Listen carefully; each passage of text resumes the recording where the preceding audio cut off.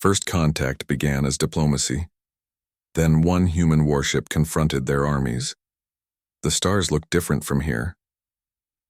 Ambassador Elena Vasquez pressed her palm against the cool metal of the observation deck window and watched the alien ships drift closer to her vessel. 3 massive cruisers moved through space like metal whales, their hulls gleaming with an inner light that human technology could not match. "They're beautiful," whispered Dr. Sarah Kim, the mission's xenobiologist. She stood beside Elena, clutching a tablet filled with first contact protocols that suddenly felt useless. Elena nodded but kept her expression calm. As Earth's lead diplomat, she had trained for this moment her entire career, first contact with an alien species, the moment that would change humanity forever. She just hoped it would change them for the better.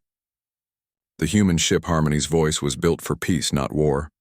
Its hull was white and silver, marked with the symbols of Earth's United Nations. No weapons adorned its surface, only communication arrays and scientific instruments. Elena had insisted on this design. If humanity was going to meet the stars, they would do it with open hands. "Ambassador," called Lieutenant Torres from the bridge, "the alien vessels are requesting permission to dock. They're transmitting in perfect English." Elena raised an eyebrow. "Perfect English? How is that possible?" "Unknown, ma'am. But their language algorithms are incredible. They seem to have learned our entire language from our radio broadcasts." 20 minutes later, Elena stood in the main conference room, her heart beating fast despite her calm appearance. The airlock hissed open and the first alien stepped through. He was tall, maybe 7 feet, with scales that shifted from green to blue like oil on water. His head was elongated, with large golden eyes that seemed to see everything.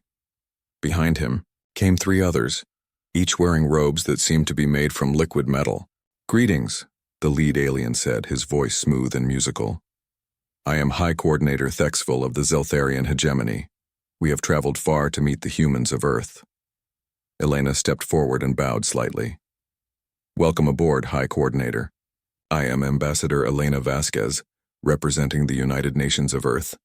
We are honored by your presence." Thexville's scales shifted to a warmer gold color. Elena took this as a good sign, though she had no idea what alien body language meant. "Your species intrigues us," Thexville continued. "We have observed your radio signals, your primitive spacecraft, your wars, and your peace treaties. You are unique." Over the next 3 days, the talks proceeded smoothly. Too smoothly, Elena began to think. The Zeltharians shared incredible technology demonstrations. They showed holographic displays of their vast empire, spanning dozens of star systems. They had faster-than-light travel, energy sources that could power entire planets, and medical technology that could extend life for centuries. "Your species has potential," Thexville explained during one session. "We have brought many worlds into our hegemony. Each species contributes their unique talents to the greater good." Dr. Kim leaned forward, fascinated. "How many species are part of your hegemony?" 317, replied one of Thexville's advisors, "all living in peace and prosperity under our guidance." Elena felt a chill run down her spine. Something about the way he said guidance bothered her. "And what exactly does joining your hegemony involve?" Thexville's scales shifted to a more neutral blue. "Integration is a wonderful process. We provide technology, protection, and governance. In return, species contribute their resources and abilities to the collective good." "Governance?" Elena asked carefully. "Of course. Primitive species cannot be expected to govern themselves effectively. We have perfected the art of administration over many millennia. Your people would benefit greatly from our experience." The room fell silent. Elena exchanged glances with her team. Dr. Kim looked excited by the technology, but Lieutenant Torres appeared concerned. Chief Engineer Rodriguez was frowning at his tablet, probably running calculations on the alien tech they had been shown. "High Coordinator," Elena said slowly, "humanity values its independence. We would be interested in trade agreements and cultural exchange, but we would need to maintain our sovereignty." For the first time since the talks began, Thexville's scales shifted to a darker color. The change was subtle, but Elena noticed. The alien's golden eyes fixed on her with new intensity. "Ambassador Vasquez," he said, his voice still pleasant, but somehow colder. "I think you misunderstand the nature of our offer. This is not a negotiation between equals. The hegemony does not make trade agreements with primitive species. We offer integration.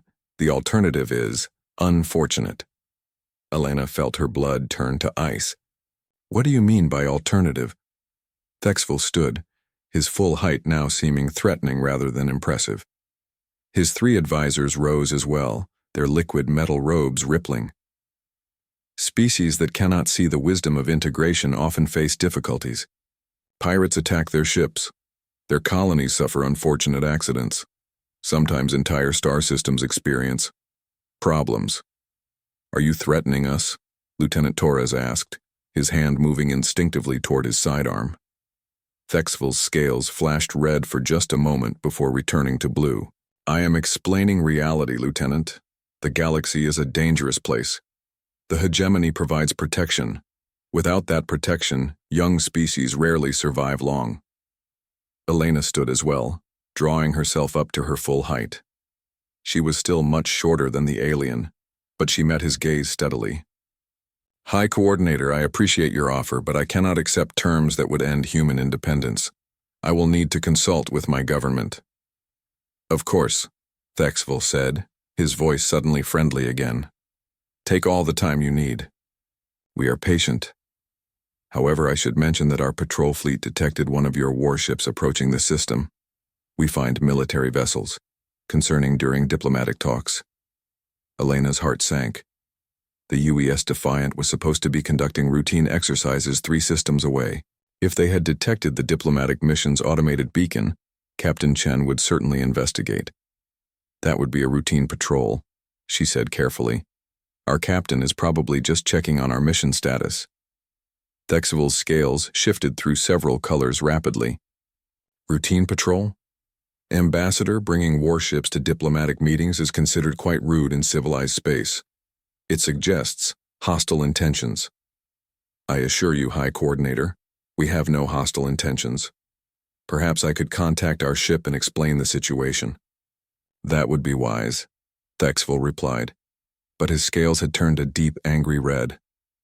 "Very wise indeed, because if your warship continues on its current course, my escort commanders might interpret it as an act of aggression. And accidents do happen in space." Elena realized with growing horror that the beautiful alien ships she had admired were not just exploration vessels. They were warships, armed and ready for battle. And somewhere out there, Captain Chen and his crew were flying straight into a trap. "Lieutenant Torres," she said quietly, "send a message to the Defiant. Tell them to maintain their current position and await further orders." But even as she gave the command, Elena knew it was probably too late. The Zeltharians had not come here to negotiate. They had come to deliver an ultimatum: join their empire or face the consequences. Looking at Thexville's red scales and cold golden eyes, Elena realized that humanity's first contact was about to become something much more dangerous. The age of human innocence among the stars was ending, and she had a terrible feeling that war was about to begin. Captain Marcus Chen sat in his command chair aboard the UES Defiant, studying the sensor readings with growing concern. The automated beacon from the Harmony's voice had stopped transmitting 6 hours ago, and now his instruments showed something that made his blood run cold. "Captain," called Ensign Parker from the sensor station, "I'm reading 12 large vessels in formation around the diplomatic ship. They're not showing up on long-range scans, but as we get closer, they're decloaking."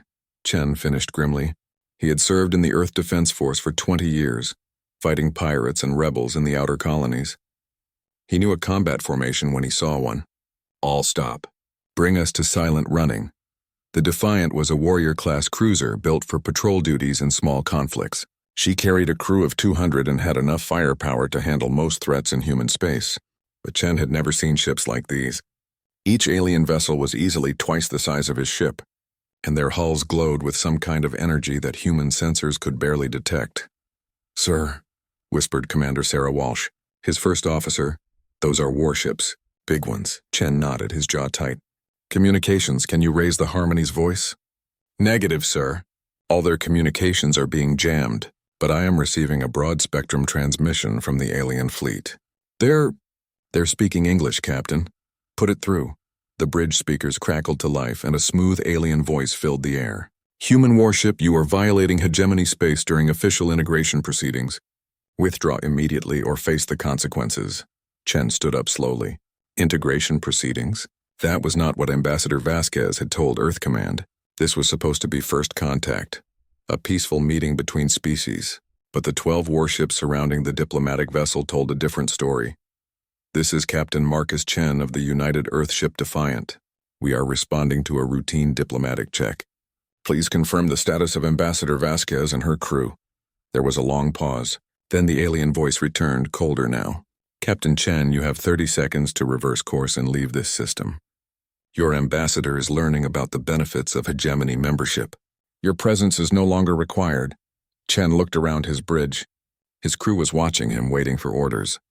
Ensign Parker looked scared. Commander Walsh looked angry. Chief Engineer Santos was already running power calculations, preparing for the worst. Sir, Walsh whispered, we should call for backup. Send a message to Earth. Chen knew she was right. The smart thing would be to withdraw, contact Earth Command, and return with a full battle fleet. But something in the alien's voice bothered him. The way he said learning about the benefits sounded like a threat. Communications, he said quietly. Send a coded burst transmission to Earth Command. Full tactical data on these alien ships. Tell them we may have a hostile situation. Transmission away, sir. The alien voice returned, and this time it was definitely angry. Captain Chen, we detected your transmission. This is your final warning. Withdraw or be destroyed. That decided it for Chen. Nobody threatened Earthships in his sector. All hands battle stations. Helm, take us in. I want to see what happened to our people. The Defiant moved forward, her engines humming with power. On the main screen, the alien ships began to turn toward them. Chen counted 12 massive cruisers, each one bristling with weapon ports he did not recognize. Captain, called Lieutenant Hayes from the weapons station, I'm reading massive energy buildups from all enemy vessels. They're targeting us. Evasive maneuvers. Return fire if they shoot first. The alien fleet opened fire without warning. Beams of brilliant blue energy lanced through space, but the Defiant was already moving. Chen's pilot, Lieutenant Commander Torres, threw the ship into a spinning dive that avoided most of the incoming fire. The few beams that connected with their hull did something Chen had never seen before. Instead of burning through the armor or exploding against the shields, they seemed to slice through metal like it was paper. Whole sections of the outer hull simply vanished, leaving perfectly smooth cuts behind. What the hell was that? Walsh shouted. Molecular disruption, Santos reported from engineering. Those beams are breaking down matter at the atomic level. Captain, our armor is useless against that, Chen grimaced. His ship's weapons were kinetic railguns and plasma cannons, designed to punch through normal armor. But if the aliens could slice through matter itself, conventional tactics would not work. Target the lead ship. All weapons, continuous fire. Keep us moving. The Defiant spat death from every weapon port. Railgun slugs and plasma bolts hammered the alien cruiser's shields, which flared with rainbow colors under the impact. To Chen's surprise, his weapons were having some effect. The alien shields flickered and sparked, but 12 ships returned fire at once. The Defiant shook under the impact, and warning lights flashed across every console. More sections of hull disappeared under the alien beams. The ship was being carved apart piece by piece. Hull breach on decks 4 through 7, Santos shouted. We've lost main power to the port weapon arrays. Sir, Parker called out. The diplomatic vessel is moving. The aliens have it under tow. Chen watched on the screen as the Harmony's voice was dragged away by one of the alien ships. Ambassador Vasquez and her crew were being kidnapped right in front of him, and there was nothing he could do to stop it. Captain, Walsh said urgently, we need to withdraw. We can't fight all of them. Chen knew she was right, but something inside him rebelled at the idea of running away while Earth citizens were being taken prisoner. The aliens had shown up with a fleet of warships and called it diplomacy. They had threatened humanity and then attacked without provocation. Negative. We stay and fight. Sir, that's suicide. Chen turned to look at his first officer. Commander, these aliens just declared war on Earth. They took our ambassador prisoner and attacked our ship without cause. If we run now, they'll think humanity is weak. They'll roll over our colonies like they probably rolled over 300 other species. The ship shook again as more alien beams found their target. The lights flickered, and the smell of burning electronics filled the air. All ships, came a new transmission from the alien fleet. This is High Coordinator Thexville of the Zeltharian hegemony. The human species has 72 hours to surrender all military assets and accept hegemony rule. Failure to comply will result in the destruction of all human colonies and the complete elimination of your species. This is not a negotiation. This is reality. The transmission ended and the alien fleet began to withdraw. They took the Harmony's voice with them, leaving the damaged Defiant alone among the stars. Chen slumped in his command chair, watching the alien ships disappear into hyperspace. His ship was badly damaged, his weapons were mostly offline, and humanity had just received an ultimatum for total surrender. But as he looked around his bridge at the faces of his crew, Chen saw something that gave him hope. They were scared, yes. Hurt and angry, definitely. But they were not beaten. In their eyes he saw the same stubborn determination that had carried humanity from caves to the stars. "Damage report," he said quietly. Santos checked his panels. "We lost about 30% of our hull, but the important stuff is still working. Engines are good, life support is stable, and half our weapons are operational. How long until the nearest Earth fleet can reach us?" 3 weeks minimum, sir. Maybe 4. Chen nodded. 3 weeks. In 3 weeks, the alien ultimatum would expire, and Earth would either surrender or face annihilation, unless someone found a way to stop them. He looked at the empty space where the alien fleet had been and made a decision that would change everything. Set course for the asteroid belt. "We're going hunting." The asteroid field stretched for millions of kilometers, a maze of floating rocks and ice chunks that had once been a planet. Captain Chen guided the Defiant deeper into the field, using the largest asteroids to hide his ship from alien sensors. "Captain," Commander Walsh said from beside his chair, "this is insane. We're one ship against an entire fleet. We should head back to Earth and warn them." Chen studied the tactical display, watching the patterns of alien ship movements. For the past week, he had been observing the Zeltharian fleet as more ships arrived. What had started as 12 cruisers was now over 30 vessels of various sizes, including massive dreadnoughts that dwarfed even the largest Earth battleships. "Earth already knows," he replied quietly. "Our burst transmission got through. By now, every human colony is scrambling to prepare defenses. But Sarah, it won't matter. Look at those ships. Look at their weapons. They could turn our home worlds to dust before our fleets even get close." Chief Engineer Santos floated up from his station using the low-gravity handholds they had installed after losing artificial gravity generators in the initial battle. "Captain, I've been studying the scan data from our first encounter. These aliens have incredible technology, but they're not invincible." Chen raised an eyebrow. "Explain." Santos called up a holographic display showing the alien ship designs. "Their hulls are tough, but they rely entirely on energy shields for protection. When we hit them with concentrated fire, those shields flickered. Also, their ships are huge, which makes them powerful but slow to maneuver." "What are you thinking, Chief?" "Guerrilla tactics, sir. Hit and run. Use our speed and the asteroid field to our advantage. We can't win a straight fight, but we might be able to hurt them enough to make them think twice about attacking Earth." Ensign Parker looked up from the sensor station. "Sir, I'm detecting a smaller alien vessel approaching the belt. Looks like a supply ship." Chen smiled grimly. "Perfect. Time for our first lesson in human stubbornness. All hands, battle stations." The Zeltharian supply ship moved slowly through the outer edge of the asteroid field, its sensors scanning for mineral deposits. Chen had noticed that the aliens were strip mining several asteroids, probably to fuel their growing fleet. The Defiant drifted silently behind a large asteroid, powered down to minimal levels. When the alien ship passed within weapons range, Chen gave the order. "Fire all weapons. Full spread." The human warship erupted from its hiding place like a predator striking prey. Railgun slugs and plasma bolts hammered the surprise supply vessel.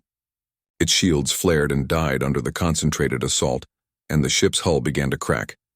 "They're trying to send a distress signal," Parker reported. "Jam it," Chen ordered. "Torres, get us out of here. Pattern Alpha." The Defiant accelerated away from the dying supply ship, diving deep into the asteroid field before the alien escort could respond. Behind them, the supply vessel exploded in a brilliant flash of light. Over the next 10 days, Chen and his crew became ghosts in the asteroid field. They struck supply convoys, lone patrol ships, and mining operations. Each attack was swift and brutal, designed to cause maximum damage before disappearing back into the rocks. The aliens adapted quickly, sending heavier escorts and improving their sensor sweeps. But the Defiant adapted faster. Santos and his engineering team found ways to mask their heat signature using asteroid minerals. They learned to use solar radiation from the local star to hide their communications. Most importantly, they studied every piece of alien technology they could find from destroyed ships. "Captain?"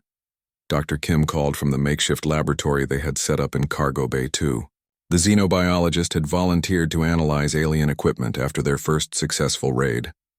"I think I've figured out how their molecular disruption beams work."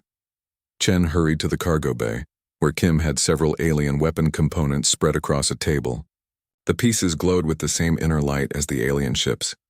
"It's incredible," she continued excitedly. "They use controlled quantum fields to break molecular bonds. The beam literally makes matter forget how to hold together. But here's the interesting part. It only works on dense matter. Gas and plasma are barely affected. What does that mean for us?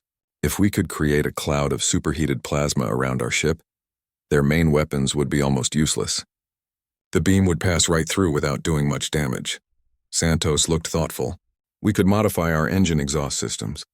Vent plasma in a controlled pattern around the hull. It would be tricky but possible." Chen nodded. "Do it. What else have you learned?" Kim picked up a crystalline device that hummed with energy. "This is part of their communication system. Captain, I think we might be able to intercept their transmissions, maybe even translate them." 3 days later, the modifications were complete. The Defiant now looked like a ship on fire, wreathed in glowing plasma that flowed around its hull like liquid light. But when they tested the setup against a captured alien weapon, the molecular disruption beam passed harmlessly through the plasma cloud. Even better, Kim had successfully intercepted alien communications. The translations were rough, but the meaning was clear. The Zeltharians were getting frustrated and angry. Ships were disappearing. Supply lines were being disrupted. Worst of all, the single human vessel was making the mighty hegemony look weak. "Listen to this," Kim said, playing back a translated transmission. "High Coordinator Thexville to all fleet commanders. The human pest must be eliminated immediately.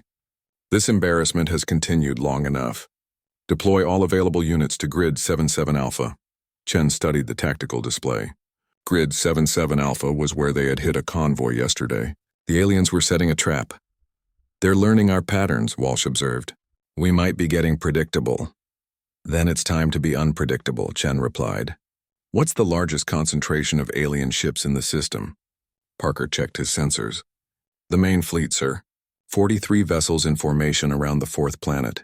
But Captain, that's their entire force. We can't possibly attack that many ships." Chen smiled. It was not a pleasant expression. "Who said anything about attacking the ships?" "Santos, how much power would we need to overload one of our fusion reactors?" The chief engineer went pale. "Sir, you're not seriously considering—" "A reactor explosion in the middle of their formation would definitely get their attention. And if we time it right, we might take a few of them with us." "Captain," Walsh said urgently, "that's suicide. We'd never get close enough to do any real damage." "Maybe, but we've been fighting their ships. It's time to fight their minds. These aliens have conquered 300 species, Sarah. They're used to quick victories and total surrender. They don't know how to deal with enemies who refuse to quit." Chen looked around at his crew. They were tired, scared, and running on emergency rations. The ship was held together with spare parts and determination. But in their eyes, he saw something the Zeltharians had never encountered before. Humans who had been pushed too far and decided to push back. "Besides," he added, "I have an idea." "Kim, you said their shields don't work well against plasma, right?" "That's correct, sir." "And we've seen that their big ships are slow to maneuver?" Santos nodded. "Like flying mountains, Captain. Powerful but sluggish." Chen turned to the tactical display, studying the alien formation. A plan was forming in his mind. It was crazy, dangerous, and would probably get them all killed. But it might also give Earth the time it needed to prepare for war. "All right, people. Here's what we're going to do. We're going to fly straight into the middle of their fleet and show them what happens when you threaten humanity." The bridge fell silent. Then one by one his officers nodded. They were Earth's sons and daughters, and they would not go quietly into the dark. The Defiant turned toward the alien fleet, her plasma shroud glowing like a star against the black of space. Behind them, the asteroid field stretched empty and silent, marked only by the wreckage of alien ships and the memory of a human warship that refused to surrender. High Coordinator Thexville stood on the command bridge of his flagship, the Eternal Dominion, and felt something he had not experienced in over 2 centuries: doubt. The massive dreadnought was the pride of the hegemony fleet, capable of destroying entire planets. Around him, 42 other warships maintained perfect formation, their combined firepower enough to sterilize a dozen worlds. Yet for 3 weeks, a single primitive human vessel had made fools of them all.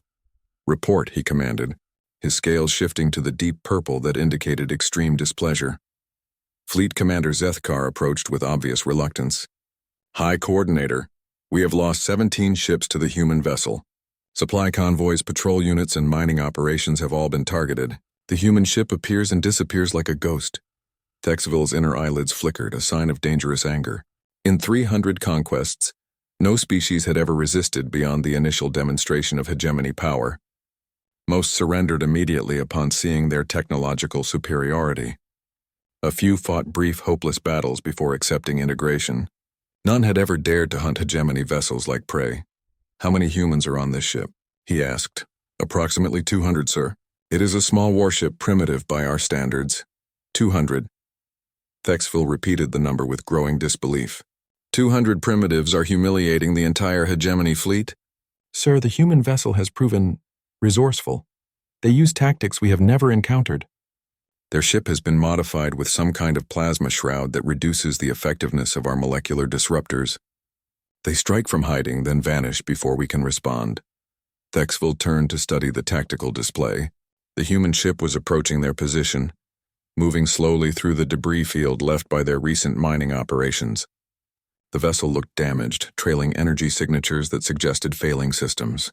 Its plasma shroud flickered weakly, barely containing the ship's heat emissions. "Finally," the High Coordinator hissed with satisfaction. "The pest comes to die. All ships combat formation. Surround the human vessel. I want every weapon trained on it." The hegemony fleet moved with practiced precision, 43 warships arranging themselves in a perfect sphere around the approaching human ship. There would be no escape this time. No asteroids to hide behind, no convenient debris to mask their signature, just the cold mathematics of superior firepower. Captain Chen watched the alien formation close around his ship and felt a mixture of fear and grim satisfaction. The Defiant was indeed dying, her systems pushed beyond all reasonable limits. The plasma shroud was failing, the engines were running on fumes, and half his crew was in the medical bay. But they had accomplished something impossible. They had made the entire Zeltharian fleet focus on one small human ship. "Range to the flagship?" he asked quietly. 15,000 kilometers in closing, Ensign Parker reported. The young officer's voice was steady despite the overwhelming odds facing them. "Good. Santos, status on our special package?" Chief Engineer Santos looked up from his makeshift control panel. "Fusion Reactor 2 is ready for overload, Captain. The containment field will collapse exactly 60 seconds after I trigger the sequence. The explosion should be..." "Impressive," Chen nodded. They had spent the last week preparing for this moment. The plan was simple in concept but required perfect timing. Get close to the alien flagship, trigger a reactor overload, and ram the enemy vessel before the explosion could tear the Defiant apart. It would destroy both ships, but it would also send a message that humans did not surrender. "Captain," Commander Walsh said softly, "there's still time to change course. We could try to break through their formation, make a run for Earth space." Chen looked at his first officer and friend. Sarah Walsh had served with him for 8 years. She had a husband and 2 children waiting for her on Mars colony. She deserved better than to die in this forgotten system. "All hands, attention," he announced over the ship's communication system. "This is the captain. In approximately 10 minutes, we are going to engage the entire enemy fleet. Our chances of survival are essentially 0. Anyone who wishes to leave the ship in an escape pod may do so now. You have fought bravely and no one will question your courage." The bridge crew exchanged glances. Then one by one they turned back to their stations. Nobody moved toward the escape pods. "Sir," Lieutenant Hayes called from the weapons station, "all enemy vessels are charging their weapons. They're preparing to fire." The alien fleet opened fire as one. 43 warships unleashed enough firepower to crack a moon, but the Defiant was already moving. Captain Chen had learned alien tactics over 3 weeks of hit-and-run warfare. He knew they preferred overwhelming displays of force over precision targeting. The human ship dove beneath the main barrage, her failing plasma shroud absorbing what beams found their target. More sections of hull disappeared under the molecular disruptors, but the Defiant kept flying. 5,000 kilometers to the flagship, Parker reported. All weapons. Continuous fire on the Eternal Dominion, Chen ordered. Santos, begin the overload sequence. The chief engineer's hands hesitated for just a moment over the controls. Once he pressed those buttons, there would be no going back. Then he thought about Earth, about his daughter in university and his grandchildren he might never see again. His fingers found the switches. Overload initiated, Captain. 60 seconds and counting. The Defiant charged through the alien formation like a missile, her remaining weapons blazing. Railgun slugs and plasma bolts hammered the flagship's shields, causing rainbow flares to ripple across the massive vessel's hull. Other alien ships tried to intercept, but they were too large and slow to match the human ship's desperate speed. 30 seconds to overload, Santos announced. On the flagship's bridge, High Coordinator Thexville watched the human vessel approach with growing alarm. The primitive ship was heavily damaged, pieces of hull trailing behind it like a comet's tail. But it was still coming, still firing, still refusing to surrender. All weapons target the human ship, he commanded. Destroy it before it reaches us. The Eternal Dominion's weapon system swiveled to track the approaching target. Molecular disruptor beams lanced out, carving away more sections of the human hull. The ship should have been destroyed already. By all logic, it should have exploded or broken apart, but somehow, impossibly, it kept flying. 15 seconds to overload, Santos reported. His voice was calm, almost peaceful. It's been an honor serving with you all. Chen gripped his command chair as the bridge shook under enemy fire. Through the view screen, he could see the alien flagship growing larger, its hull covered with weapon ports that blazed with deadly light. In a few seconds, the overloading reactor would turn both ships into expanding clouds of superheated gas. But something unexpected happened. The Defiant's communications array, damaged in the first battle weeks ago, suddenly crackled to life. Ambassador Vasquez's voice filled the bridge, weak but unmistakable. Captain Chen, this is Elena Vasquez. We're aboard the alien flagship, Cargo Bay 7. The prisoners are ready to be rescued. Chen's eyes widened. The ambassador was alive, along with her crew and possibly other prisoners. The intelligence they possessed could be invaluable to Earth's defense. But there was no time to change course, no way to stop the reactor overload. Santos, can you abort the overload? The chief engineer's face went white. Negative, sir. The containment field is already collapsing. 5 seconds. Chen made a decision that would haunt him forever. Instead of ramming the flagship, he pulled the Defiant into a sharp turn, using the ship's last moments to shield the alien vessel from the explosion. The fusion reactor containment failed catastrophically. The Defiant became a new star for exactly 3.7 seconds, her death scream visible across the entire star system. The expanding shockwave crippled a dozen nearby alien ships and sent the flagship spinning out of control. Its shields overloaded and its hull cracked but intact. In the silence that followed, High Coordinator Thexville stood among the wreckage of his command bridge and realized something terrible. The human ship could have destroyed his flagship, but chose not to. Instead, they had sacrificed themselves to avoid harming their own people. For the first time in his long life, Thexville began to understand why the hegemony's conquest of humanity would not be like the others. These creatures fought not just for victory, but for something far more dangerous. Hope. And hope, he was beginning to realize, was the one weapon the hegemony had no defense against. Ambassador Elena Vasquez felt the massive explosion shake the Zeltharian flagship and knew that Captain Chen and his crew were gone. She closed her eyes for a moment, honoring their sacrifice, then turned back to the 23 other human prisoners crammed into the cargo bay. The Defiant is destroyed, she said quietly, but their sacrifice has given us an opportunity. The ship's systems are damaged. Security is focused on damage control. We need to move now. Dr. Kim looked up from the alien datapad she had been studying. Elena, I've been analyzing their communication logs. The hegemony is facing something they've never dealt with before: resistance. Word about our ship's fight has spread to other conquered species. There have been work strikes on 12 worlds, 3 attempted rebellions, and supply disruptions across 7 star systems. Elena felt a spark of hope. You mean other species are fighting back? Not just fighting, they're remembering. For 300 conquests, the hegemony has relied on the myth of their invincibility. But one human ship proved they can bleed. Now everyone knows it. The cargo bay door hissed open and a group of Zeltharian guards entered. But instead of the usual confident stride, they moved nervously. Their scales showed colors Elena had learned to recognize as fear and uncertainty. Humans, you will be transferred to secure holding, the lead guard announced. But his voice lacked its previous authority. Elena stepped forward.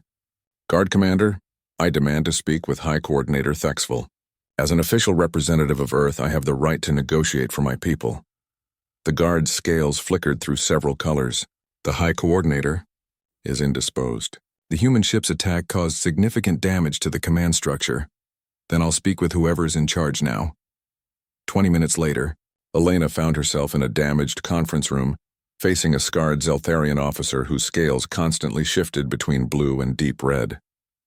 Half the room's systems were offline and debris floated in the zero gravity, where the artificial gravity generators had failed. I am Fleet Commander Zethkar, the alien said. High Coordinator Thexville is in medical treatment. I am temporarily in command of this operation. Elena studied the alien's face. Where Thexville had projected cold confidence, this officer seemed uncertain, almost lost. Commander, I believe we need to discuss a peaceful resolution to this conflict. Zethkar's scales flashed angry red. There will be no negotiation. Your species will surrender or be destroyed. But even as he spoke the words, Elena could see the doubt in his golden eyes. The mighty hegemony fleet had been humiliated by a single human ship. Their flagship was crippled. Their schedule for conquering Earth was in ruins. Commander, she said gently, how many species have you conquered? The hegemony has integrated 317 species into the greater good. And how many of them fought back after your initial demonstration of power? Zethkar was quiet for a long moment. None, but humans did. For 3 weeks we fought. We adapted. We refused to surrender even when facing impossible odds. Doesn't that tell you something about our species? The alien commander's scales shifted to a confused purple. It tells me you are either very brave or very stupid. Elena smiled sadly. Maybe both. But here's what I think it really tells you. Humanity will never stop fighting for our freedom. You can destroy our ships, bomb our colonies, even kill every human in the galaxy, but you can't make us surrender our souls. Before Zethkar could respond, alarms began blaring throughout the ship. The conference room's damaged communication system crackled to life with urgent reports. All fleet commanders, this is the hegemony's will. We are detecting massive hyperspace signatures on the system's edge. Multiple fleets unknown configuration. Elena's heart leaped. The Earth Defense Force had arrived. On the bridge of the EDF battleship Indomitable, Admiral Sarah Hassan studied the tactical display with grim satisfaction. The Zeltharian fleet was in disarray, scattered across the system with many ships showing signs of battle damage. Intelligence reports from the Defiant's final transmission had allowed Earth to prepare a response that would have been impossible. Without Captain Chen's sacrifice, ma'am, reported her tactical officer, I count 36 alien vessels. 12 appear to be damaged or disabled. They're trying to reform their battle line, but their formation is ragged. Hassan nodded. The Earth fleet consisted of 42 warships, hastily assembled from every available vessel in human space. They were outgunned by individual alien ships, but the humans had something the Zeltharians had never faced before: experience fighting this particular enemy. All ships, implement Chen protocol. Plasma shrouds active. Irregular approach vectors. Target enemy supply and command vessels first. The human fleet split into 6 smaller groups, each following a different path through the system. They had learned from the Defiant's example. Don't fight the alien strengths. Exploit their weaknesses. Aboard the damaged flagship, Fleet Commander Zethkar watched the approaching human fleet with growing despair. His ships were scattered, his crews demoralized, and his command structure in chaos. Worse, the humans were not fighting like any species the hegemony had ever faced. Instead of massed formations and frontal attacks, they came like a swarm of angry insects, stinging from multiple directions. Sir, reported his sensor operator, The human vessels are using some kind of plasma screen. Our molecular disruptors are having reduced effectiveness. Zethkar's scales turned the gray of defeat. The humans had learned. In the span of 3 weeks, they had analyzed hegemony technology and developed countermeasures. No species had ever adapted so quickly. The battle that followed was unlike anything in hegemony history. Human ships darted between the alien vessels like minnows around whales, striking at weak points and vanishing before the enemy could respond.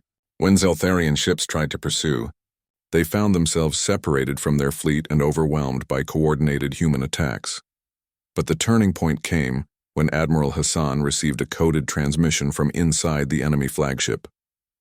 Ambassador Vasquez had managed to access the ship's communication system and was broadcasting vital intelligence about Zeltharian fleet movements and tactical weaknesses. All human vessels. Elena's voice crackled over the communication channels. The alien commander is inexperienced and demoralized.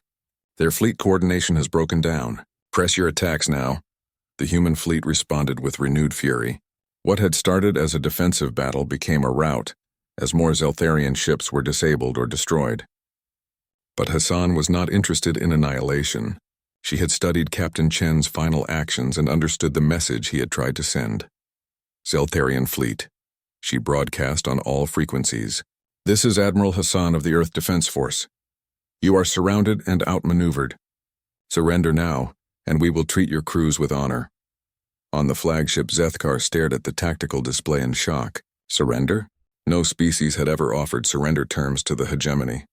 They were the conquerors, the masters of the galaxy. They did not surrender to primitives. But as he looked around his damaged bridge, at his frightened crew and his scattered fleet, Zethkar realized that the age of hegemony dominance was ending. These humans had done something impossible. They had turned the hunters into the hunted. Signal the human fleet, he said quietly. We accept their terms. 3 days later, Elena stood in the observation deck of the Indomitable and watched as Zeltharian ships departed the system under escort by human vessels. The aliens would return to their space to face rebellions on dozens of worlds, uprisings inspired by humanity's refusal to surrender. Ambassador, Admiral Hassan approached from behind. The Zeltharian commander has agreed to establish a neutral zone between our territories. No hegemony ships will enter human space, and Earth agrees not to interfere in their internal affairs. Elena nodded, but her attention was focused on something else entirely. In the distance, a small fleet of ships bearing unfamiliar markings was approaching. The communication system crackled to life. Human vessels, this is Ambassador Kirill of the Andromedan Republic.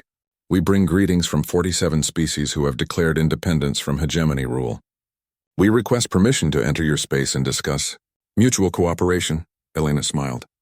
Captain Chen's sacrifice had accomplished something far greater than anyone had imagined.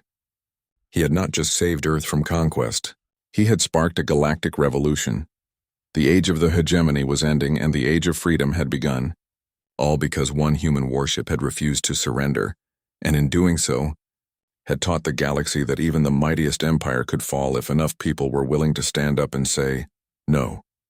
In the empty space where the Defiant had made her final stand, a memorial beacon now broadcast Captain Chen's last message. We are Earth's children, and we do not kneel. It was a message that would echo across the stars for generations to come, inspiring countless species to remember that freedom was worth any price. The human race had passed its first test among the stars. They had met the galaxy not as conquerors but as liberators, and the universe would never be the same.